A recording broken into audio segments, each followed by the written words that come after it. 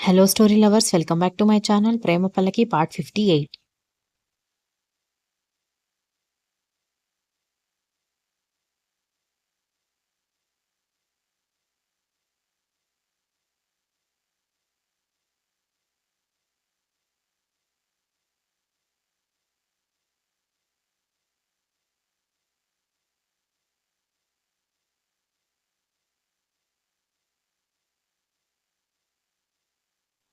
సత్య ఆఫీస్‌కి వెళ్ళేసరికి తన స్కూటీ కనిపించకపోవడంతో, స్కూటీ ఎక్కడ ఉందని వాచ్‌మెన్‌ని అడిగేసరికి ఆమెని ఇంటర్వ్యూ రోజు చూసి మళ్ళీ చాలా రోజుల తర్వాత చూసేసరికి గుర్తుపట్టక, "ఎవరు మేడం మీరు? మీ స్కూటీ ఇక్కడెందుకుంటుంది?" అని అడిగాడు.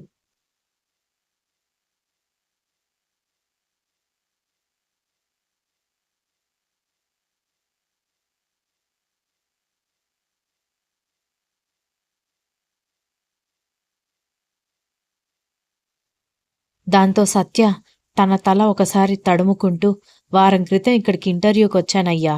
ఆ రోజు స్కూటీ టైర్ పంక్చర్ అవ్వడంతో నాకు తెలిసిన వాళ్ళతో కారులో ఇంటికి వెళ్తున్నప్పుడు ప్రమాదం అయ్యి ఇన్ని రోజులు నేను రెస్ట్‌లో ఉన్నాను. అందుకే నేను నీకు గుర్తులేనేమో గానీ బ్లూ కలర్ స్కూటీ. దాని వెనుక వైపు అటు ఇటు బార్బీ డాల్స్ స్టిక్కర్స్ కూడా అతికించుంటాయి" అంది.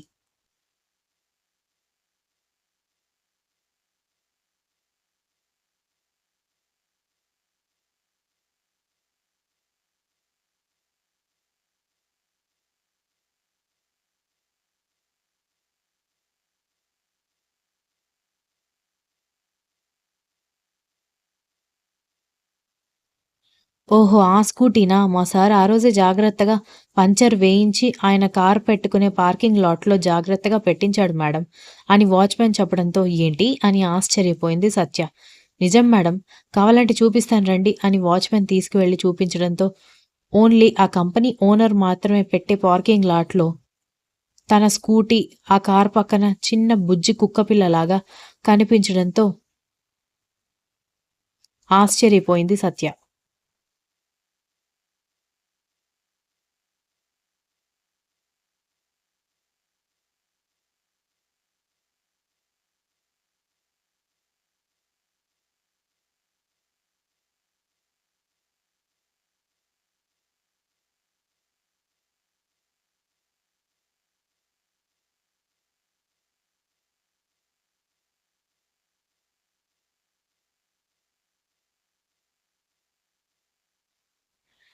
ఆ అమ్మాయి ఎవరో లెటర్స్ రాస్తుందని ఇలా ప్లాన్ చేసావు గానీ, నా మీద ప్రేమతో ముద్దు పెడితే, నేను కాదని చెప్పను కదా బావ అనుకుంటూ మళ్ళీ లెటర్ రాయడం మొదలుపెట్టింది దిద్ది.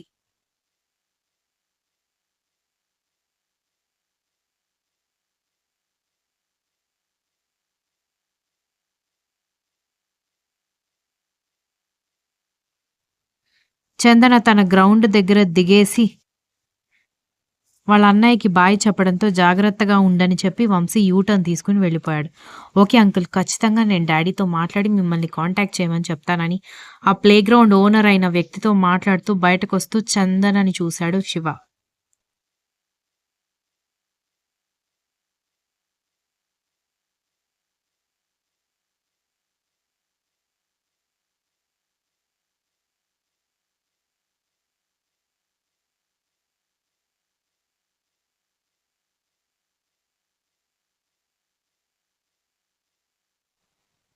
శివ బావ మీద నాకెలాంటి అభిప్రాయం లేదని చెప్పినప్పటి నుంచి అతన్ని ఫేస్ చేయడానికి చాలా ఇబ్బంది పడుతోంది చందన. అతనికి కూడా ఆమె మనసులో ఏమీ లేదని తెలిసేసరికి పరాయి వ్యక్తిని చూస్తున్న ఫీలింగ్ రావడంతో ఆమెని పట్టించుకోకుండా పక్క నుంచి వెళ్ళిపోయేసరికి చందన ఆశ్చర్యంగా వెనక్కి తిరిగి చూస్తే బైక్ స్టార్ట్ చేసుకొని కనీసం ఆమె వైపు కూడా చూడకుండా వెళ్ళిపోయాడు శివ.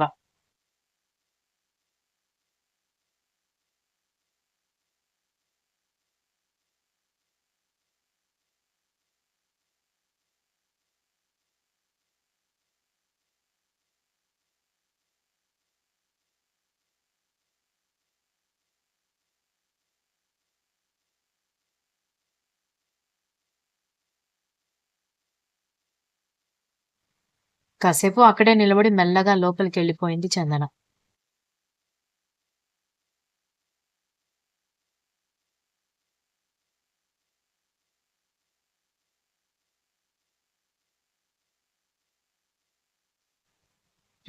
అందరూ ఏదో ఒక పనిలో మునిగిపోయి ఉన్నారు. కానీ నేనొక్కదాన్నే ఖాళీగా ఏ పని పాట లేకుండా ఉన్నానని ధృతి డల్లయిపోయింది.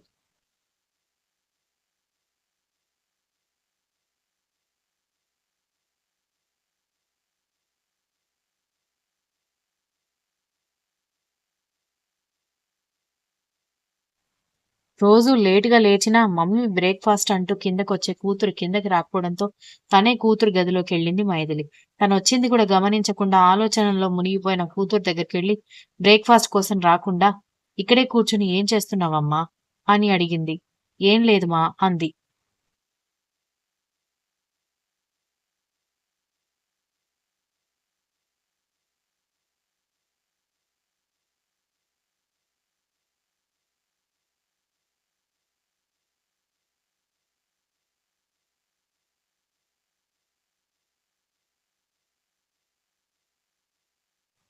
అలా చెప్పినా కూడా కూతురి మొహంలో దిగులు కొట్టొచ్చినట్టుగా కనిపిస్తుంటే, "అరే! ఏం లేదు" అంటూ అలా ఏడుపు మొహం వేసుకొని కూర్చున్నావు? ఎందుకు అని గడ్డం పట్టుకుని తన వైపు తిప్పుకునేసరికి, మరీ గట్టిగా ఏడవకపోయినా మెల్లగా కళ్ళల్లో నుంచి నీళ్లు కారుతుంటే, "ఎందుకేడుస్తున్నావు?" అని అడిగింది.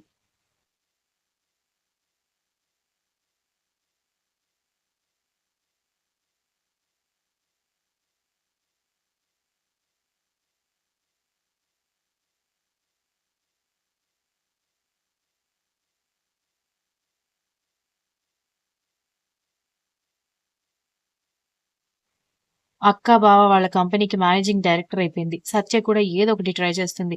చివరికి నాకంటే చిన్నదైన చందన కూడా తను ఏ స్పోర్ట్స్ అయితే ఇష్టపడిందో దానిలో నిమగ్నం అయిపోయింది. నేనొక్కదాన్నే వాళ్ళతో పాటు చదివి కూడా ఏ వర్క్ లేకుండా ఉన్నానని బాధపడుతూ ఉండడంతో ఆమె ఇన్‌సెక్యూరిటీ ఏంటో అర్థమైంది మైథిలికి.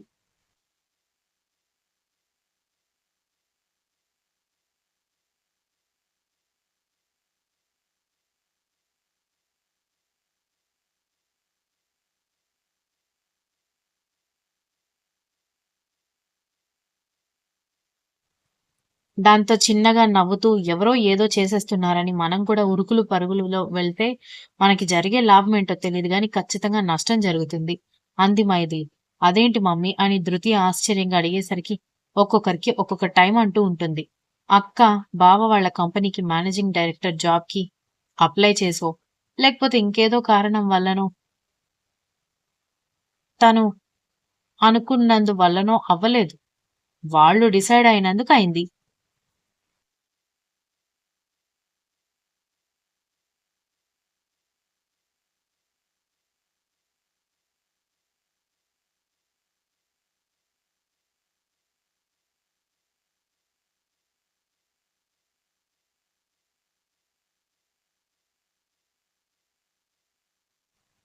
ఇక చందనకి తను అనుకున్నట్టుగా స్పోర్ట్స్‌లో ప్రైజ్ రావాలంటే ఇప్పటి నుంచే ప్రాక్టీస్ ఉండాలి కాబట్టి ఆ వర్క్‌లోకి వెళ్ళింది. సత్య వాళ్ళ కంపెనీలో జాయిన్ అవ్వమని మామయ్య వాళ్ళు బలవంత పెడుతున్నారు కాబట్టి ఎక్స్‌పీరియన్స్ కోసం వేరే కంపెనీకెళ్ళింది.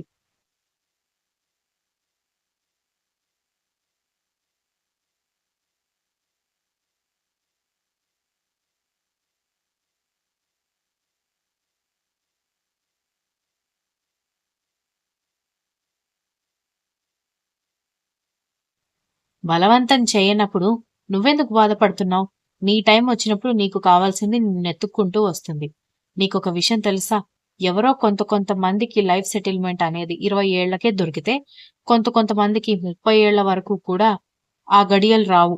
అదంతా తలరాత మీద ఆధారపడి ఉంటుంది కానీ, మనం అనుకుంటే మనం బాధపడడం వల్ల ఒరిగేది ఏమీ లేదు అని చెప్పి చేయి పట్టుకొని తీసుకువెళ్ళింది మైథిలి.